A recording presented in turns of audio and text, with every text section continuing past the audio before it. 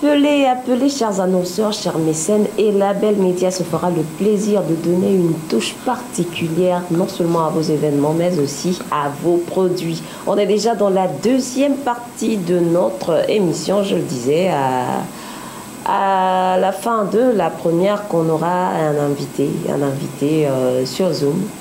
Vous allez être surpris. Je ne sais pas s'il est déjà calé là-bas, la régie, pour pouvoir commencer déjà avec lui. Oh, il est déjà là. On voit sa frimousse. Mais avant, pour ceux qui ne le reconnaissent peut-être pas en le voyant, on va d'abord découvrir l'invité dans l'élément portrait et on revient sur le plateau pour faire la parlotte avec lui.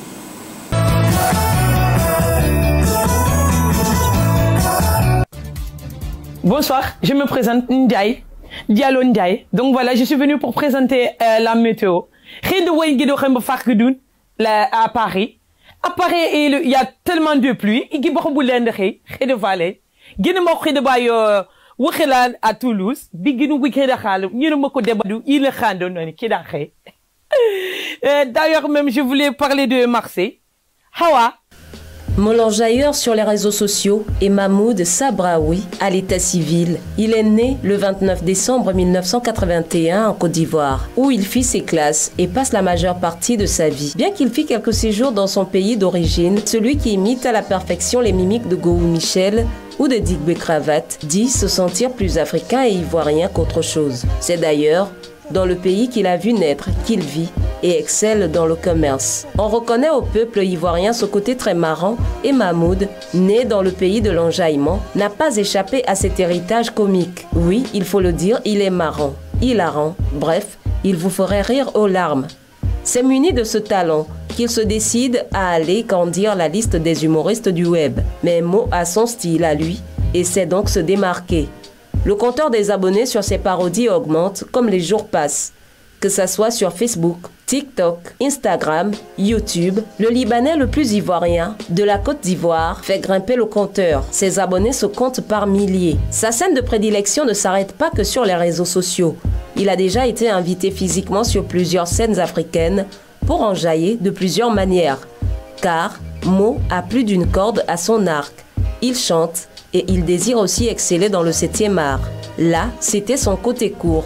Côté jardin, Mo est un homme heureux en ménage, qui vient juste de convoler en juste noces. Et quand il n'est pas en train de poster ses vidéos marrantes sur les différents réseaux sociaux, il est en train de roucouler autour de sa superbe femme. Et je sais comment tu m'as dragué. On sait tous comment un homme, il met de son temps, de son énergie, de son argent pour draguer une femme. Et tout ça là, on a du temps à perdre, mon ami. Hervé, on a du temps à perdre. Allez, commence pas. Non, parce que c'est de toi que je veux parler en fait, mais c'est ton nom, je n'arrive pas à dire. Pourquoi tu parles à moi? Je m'en fous. Je m'en fous. On a du temps à perdre. Tu m'en fous. Tu m'en fous. Oh,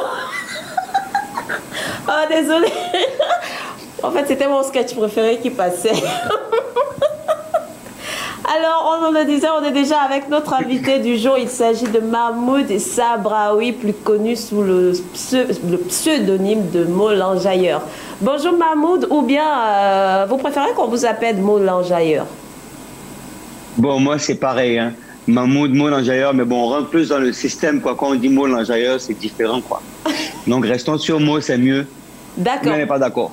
On est sur le plateau à deux, je ne suis pas seule. On va essayer de gratter un peu pour que Mo nous sorte un peu ce qui se cache là-bas dans son ventre et qui lui donne autant de talent. Je suis avec Stéphane Cassa. Bonjour. Bonjour Stéphane, comment vas-tu? Ça va. Et toi? Ben super, merci. Ah ben cool. Je vais très bien. Ok. Alors, j'aimerais aussi faire, s'il vous plaît, une demande à la régie. Il y a des téléspectateurs qui ont demandé aussi à participer à ce moment avec Molenjailleur. Si c'est possible, de nous afficher déjà le numéro sur le petit écran. Et puis, j'espère que ces fans sont déjà debout et qu'ils vont réagir. Alors, Mo, on commence par le commencement. D'où vous vient cette passion de la comédie? Honnêtement, depuis tout petit... Tout le monde autour de moi m'appelait, me disait de venir jouer, rigoler, parler, je sais pas quoi. Et puis il y avait toujours une connerie qui sortait pour faire rire tout le monde. Et puis voilà, c'est resté... En fait, je crois que c'est peut-être inné, mais Oui. je l'ai plutôt découvert, bon, il n'y a pas très longtemps, pendant juste le confinement, vous savez, il fallait trouver quelque chose pour s'occuper. Oui. Et donc, je pense que c'est ce qui a fait le déclic. Donc, vous voulez dire que vous êtes sur la scène, disons, digitale seulement depuis le confinement, aussi on peut dire? Depuis le confinement. Depuis mars alors, mars 2020? Depuis mars 2020, c'est ça. Ah 2020. d'accord, mais ça fait pas longtemps, mais pourtant vous avez déjà autant de succès. Vous avez déjà beaucoup de succès apparemment. Bon, c'est vrai que sur les bords, je suis assez méticuleux sur ce que je fais. Donc, je pense que c'est ce qui m'aide à pouvoir atteindre un nombre de fans. Voilà, je pense que c'est ça. Enfin, je crois. Et qu'est-ce qui a déclenché le déclic pour que vous puissiez vous intégrer aussi parmi les comédiens du web? Déjà, comment ça se passe? Ben, ça s'est fait comme ça. Déjà, à la base, quand je me suis connecté sur les réseaux sociaux, c'était juste pour rigoler. Bon, déjà, à la base, on avait Facebook, Instagram et le reste. D'accord. Et puis après, en scrollant, en regardant les vidéos sur Facebook, je voyais TikTok. Je me suis dit, bah, écoute, va télécharge l'application, tu t'ennuies à la maison, allez, on y va. Et puis voilà, je suis allé, puis j'ai essayé 1, 2, 3 vidéos.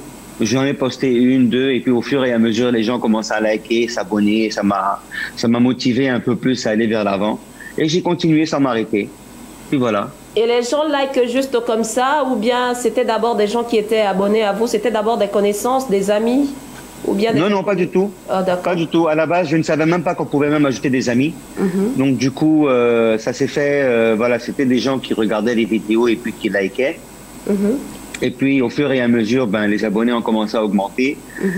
Et puis sans même me rendre compte, ben, les choses ont été un peu plus sérieuses et je me suis lancé, quoi. Oui.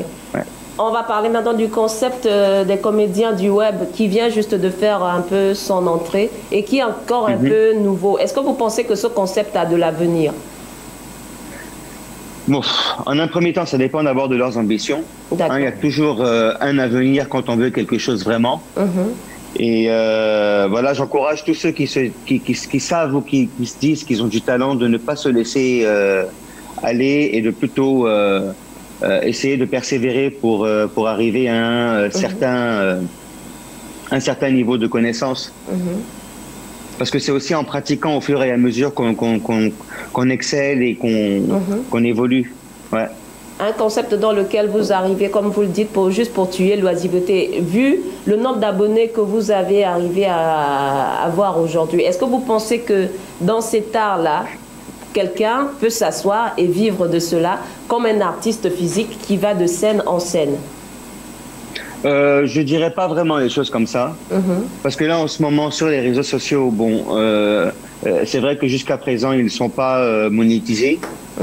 Donc, du coup, faire des vidéos à la maison et les poster sur TikTok, par exemple, c'est pas monétisé. Donc, du coup, il n'y a pas d'argent. Mais si le talent il est plutôt présent et que tu peux te permettre de créer une page, je dirais YouTube, et te faire connaître un peu plus par les réalisateurs et ainsi de suite, là, ouais, c'est peut-être possible que tu puisses percer dans sur les toiles, sur la toile. D'accord. Mais actuellement, est-ce que vous vivez de votre art?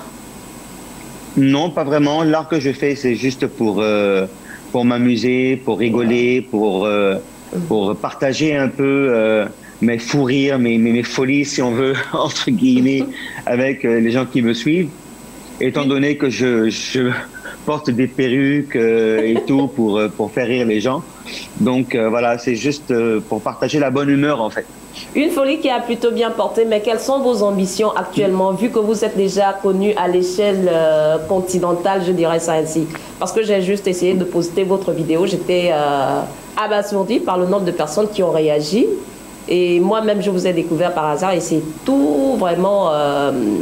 je suis tellement étonnée de savoir que ça ne fait pas très longtemps que vous excellez dans cet art-là. Quelles sont vos ambitions? Vous comptez rester sur le web? C'est vrai que vous faites déjà certaines scènes ou continuer, sinon dans quoi? Écoutez, moi, étant donné que j'avais commencé comme ça au départ, c'était juste pour du fun. D'accord. Et que au fur et à mesure, en fait, ça m'a lancé sur d'autres trajets. auquel, en réalité, je ne m'y attendais pas. Et j'ai eu des contacts de plusieurs acteurs, actrices sur la toile ivoirienne qui m'ont contacté. Donc, il y a des surprises pour bientôt, je l'espère. Et puis voilà, donc oui, j'ai pas de problème de rester sur le web et en même temps de participer à quelques scènes sur des séries peut-être ivoiriennes ou africaines en général, si on peut le dire comme ça. D'accord. Ouais. Alors, moi j'ai une question, j'aimerais savoir, vous avez une expérience scénique, non? Une bonne expérience scénique? C'est-à-dire C'est-à-dire avec le public, sur un stage, comme ça, avec du public quand même. Ok, d'accord. Oui, oui, bien sûr. Alors, ma question, allez-y. Alors, j'aimerais savoir, qu'est-ce que vous ressentez différemment entre jouer virtuellement et être sur la scène, en fait? Bon, j'avoue tout particulièrement que c'est pas la même chose, ça je le sais.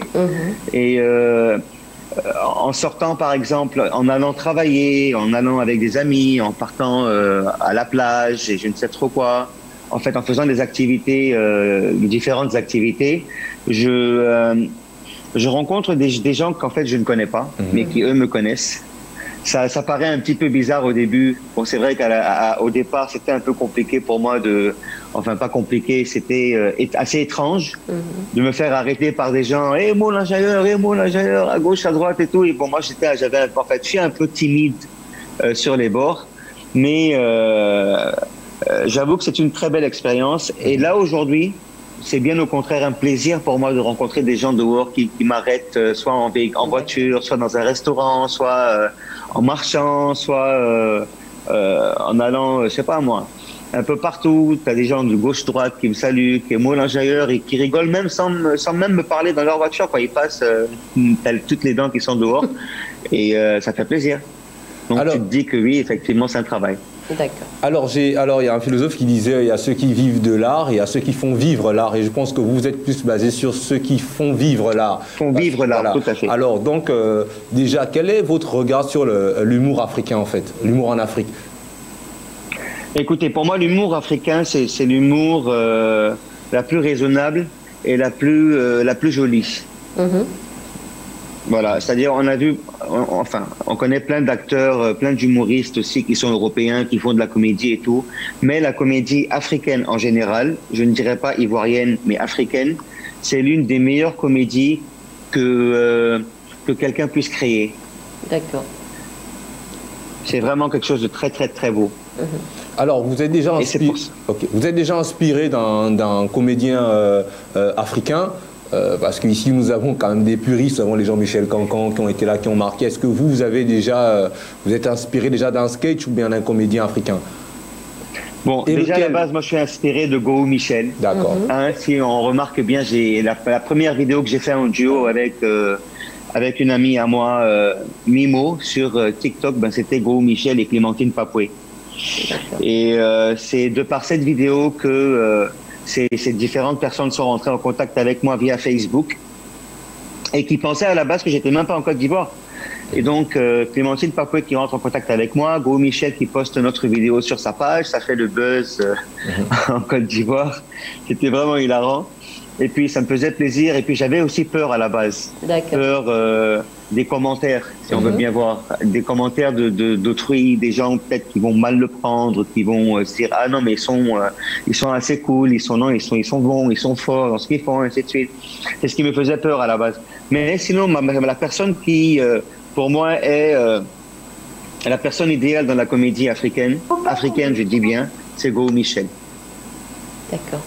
Moi, j'aimerais savoir, j'ai fait un constat, ça c'est un constat assez personnel, j'ai remarqué que vos personnages de prédilection... Allô? Allô? Allô? Oui, allô, bonjour. Bonjour. J'espère que vous... Moi, j'ai juste... On va bien, merci. Vous appelez d'où?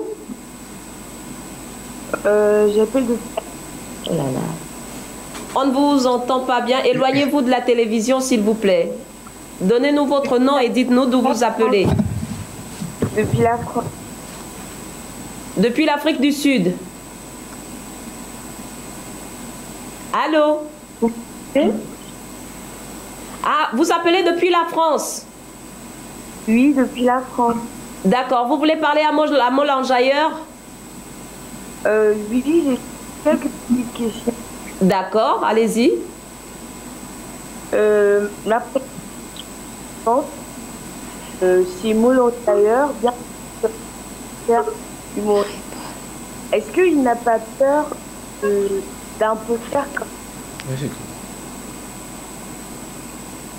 Ouais, on entend très mal, oh là là. Molenjailleur, est-ce qu'il n'a pas peur de faire un peu comme tout le monde? Oh là, on n'arrive pas à bien percevoir votre question. Est-ce que Molenjailleur n'a pas peur? Est-ce que Molenjailleur n'a pas peur de faire comme tout le monde? Telle est la question de la demoiselle. Est-ce que vous n'avez pas peur de sombrer un peu dans la monotonie, un peu tout ce que tout le monde fait et que après vous perdez peut-être l'inspiration? Bon, en fait, j'essaie un peu de comprendre un peu le sens de sa question. Personnellement, je dirais que c'est vrai qu'au départ, j'imitais beaucoup. Oui. Différentes personnes. Mais là, en ce moment, si on remarque un peu plus sur mes vidéos, j'ai commencé à faire mes propres sketchs à moi. D'accord. Et les personnes que j'imite, c'est vraiment des personnes que je trouve très marrants, je dirais. Très, très marrants. Comme la météo, par exemple. Là, ça fait le buzz en ce moment sur les réseaux sociaux. Il y a Marie-Laure qui aussi était au départ la base de l'éclatement de Molenjailleur, et Gros Michel. Je pense qu'ils sont pas aussi beaucoup que ça. Et déjà, à la base, les personnes que j'imite, c'est des personnes que j'imite juste parce que j'aime bien ce qu'ils font. En fait, c'est même pas une histoire d'imiter, c'est une histoire d'aimer ce qu'ils font tout simplement. Et donc, je le reproduis à ma façon. C'est pas que je reproduis à leur façon, c'est-à-dire je copie, non. Certes, je prends la voix de la personne, c'est vrai, mais c'est mes propres mimes à moi, c'est moi qui les fais. C'est pas une imitation. Je sais pas d'imiter la personne en tant que telle. C'est plutôt d'utiliser la voix de la personne et en faire quelque chose de comique ou de plus marrant si possible. C'est tout. Je ne sais pas si la dame est encore là, si elle veut poser encore une autre question. Maintenant, oui, une autre question. Oui, allez-y, madame. C'est vrai qu'on qui embête un peu tout le monde, donc, du coup,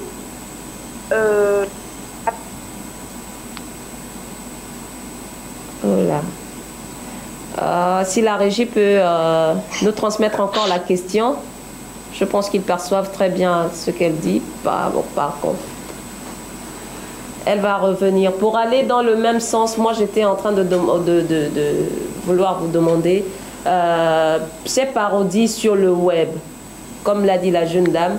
Beaucoup de personnes s'immiscent un peu dans ça, ça fait un peu genre la monotonie. Pour vous, qu'est-ce qui constitue aujourd'hui, d'après vous, qu'est-ce qui fait de vous, qu'est-ce qui crée la différence entre vous et ces personnes-là et qui vous donnera encore la chance demain de perdurer encore?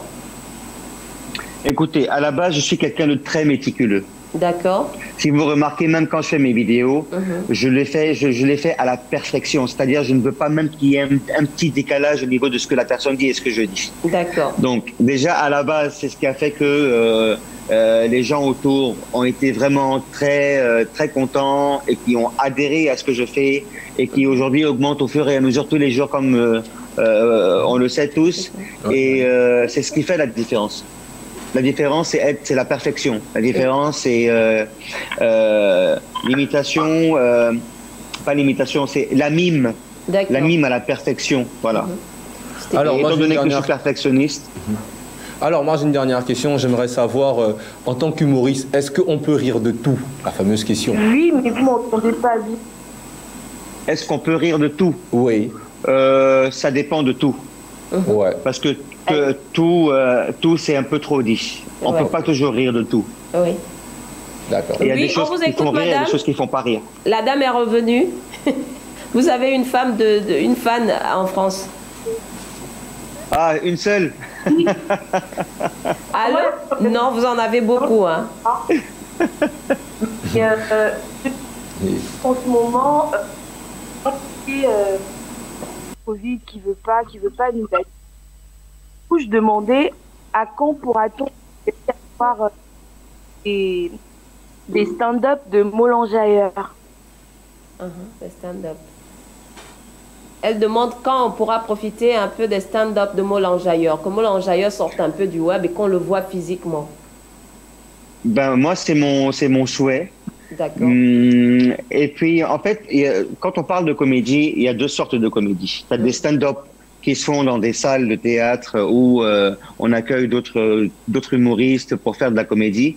Et il y a d'autres qui sont comédiens et qu'ils font, comment dirais-je, à la télé, dans des séries, dans des films. C'est deux choses différentes. C'est pas, on va pas mélanger les stand-up d'une ou d'un comédien qu'il fait parce qu'il aime être devant le public, à faire des stand-up et de la comédie, et à ceux qui sont plutôt dans d'autres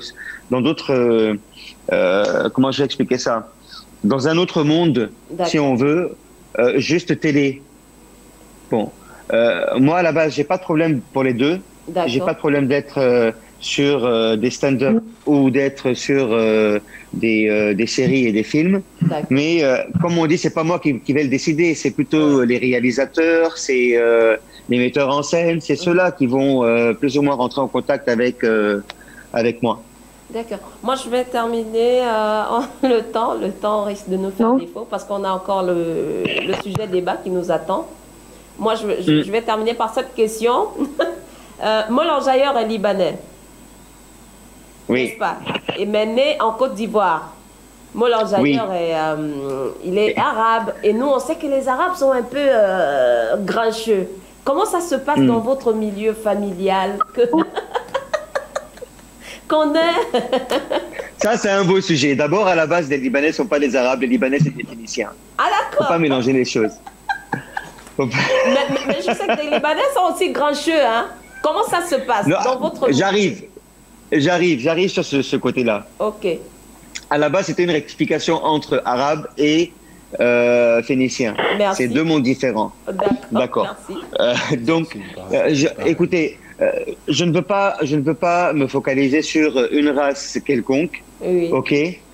Dans toutes les races, bien évidemment, dans toutes les religions aussi, si je peux me permettre, il y a des bons, il y a des mauvais.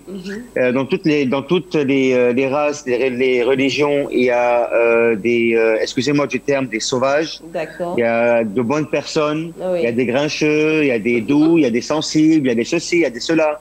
On va pas généraliser, mais je dirais qu'à la base, moi, en tant que Libanais déjà, moi je parle de moi, étant donné que je suis né et que j'ai grandi en Côte d'Ivoire, et que la majorité des gens que je côtoie sont en réalité des Ivoiro-Libanais ou des Ivoiriens, tout simplement, ou des Franco-Ivoiriens, c'est des gens qui ont vécu en Afrique. Donc je disais que ceux qui sont nés et qui ont grandi en Afrique, en général, ont une noblesse ou une gentillesse ou une douceur différente de celle ou de ceux qui viennent des pays voisins.